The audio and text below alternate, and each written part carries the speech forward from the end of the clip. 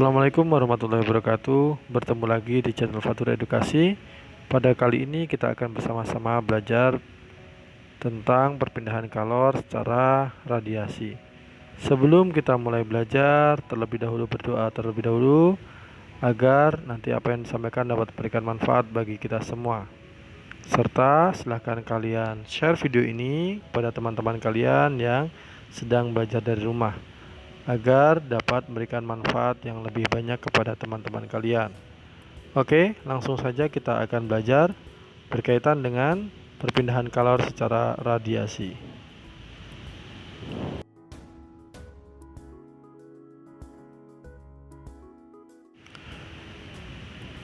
Bagaimana panas matahari dapat sampai ke bumi? Pernahkah terpikirkan hal seperti itu? Kalor dari panas matahari tidak dapat berpindah secara konduksi karena udara yang terdapat dalam atmosfer termasuk konduktor yang paling buruk. Kalor dari matahari pun tidak dapat mengantarkan secara konveksi karena antara matahari dan bumi terdapat ruang hampa yang tidak menghantarkan kalor.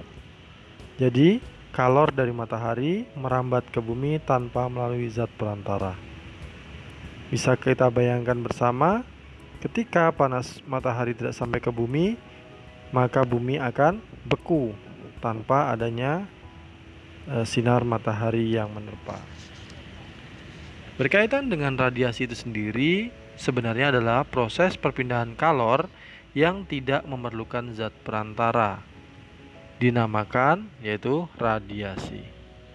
Ada ilustrasi sederhana tadi pada gambar, yaitu ada api unggun dan kita berada di dekatnya. Maka lama-kelamaan tangan kita akan panas karena itu dinamakan dengan radiasi.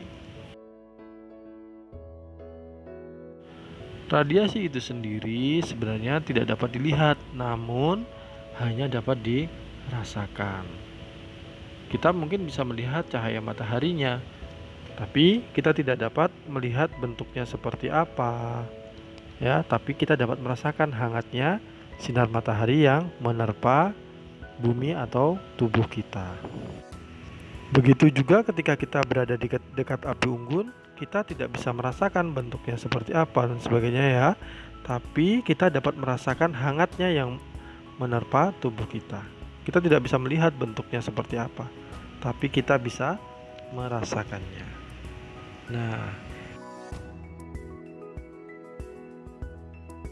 ketika kamu dan teman-teman mau pergi berkemah di pegunungan, udara di pegunungan sangat dingin. Untuk menghangatkan badan, kamu perlu membuat api unggun. Nah, panas dari api unggun tersebut dapat sampai ke tubuhmu tanpa melalui zat perantara. Perpindahan panas seperti itu dinamakan secara radiasi. Atau misalnya ketika kalian berkemah, ketika api unggun sudah dinyalakan, kita berada di sekelilingnya, maka hangatnya api unggun itu sampai ke tubuh kita, meskipun kita berada di sedikit jauh dari api unggun tersebut.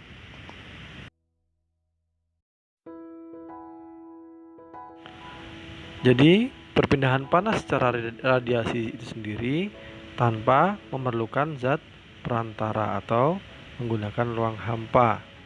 Tidak perlu seperti yang pada konduksi, yaitu menggunakan zat perantara yaitu benda padat. Konveksi memerlukan benda cair dan gas. Namun untuk radiasi sendiri dia menggunakan ruang hampa ya, tidak menggunakan zat padat atau cair ataupun gas. Apa sih manfaat perpindahan panas secara radiasi bagi manusia?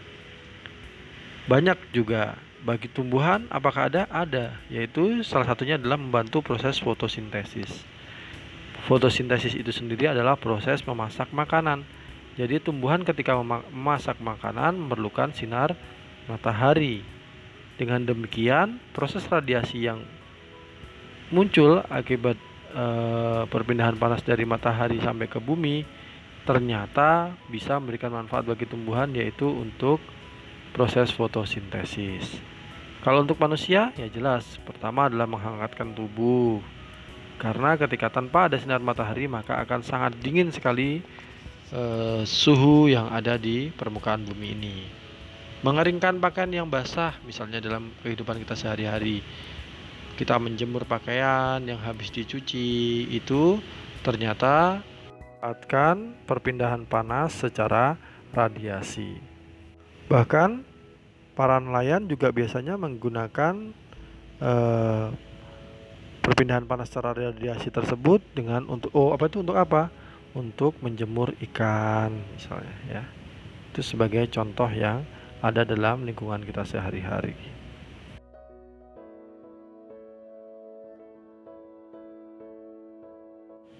Jadi untuk perpindahan panas sendiri kemarin sudah kita bahas bersama, yaitu ada konduksi, konveksi, dan hari ini adalah radiasi. Jadi ada 3 proses perpindahan panas di sekitar kita, yaitu secara konduksi, konveksi, dan radiasi. Kalau konduksi sendiri menggunakan perantara zat padat, konveksi yaitu gas dan cair, sedangkan radiasi menggunakan ruang hampa atau tanpa menggunakan zat perantara. Oke, demikian pembelajaran kali ini dan Bapak akhiri. Assalamualaikum warahmatullahi wabarakatuh. Selamat belajar.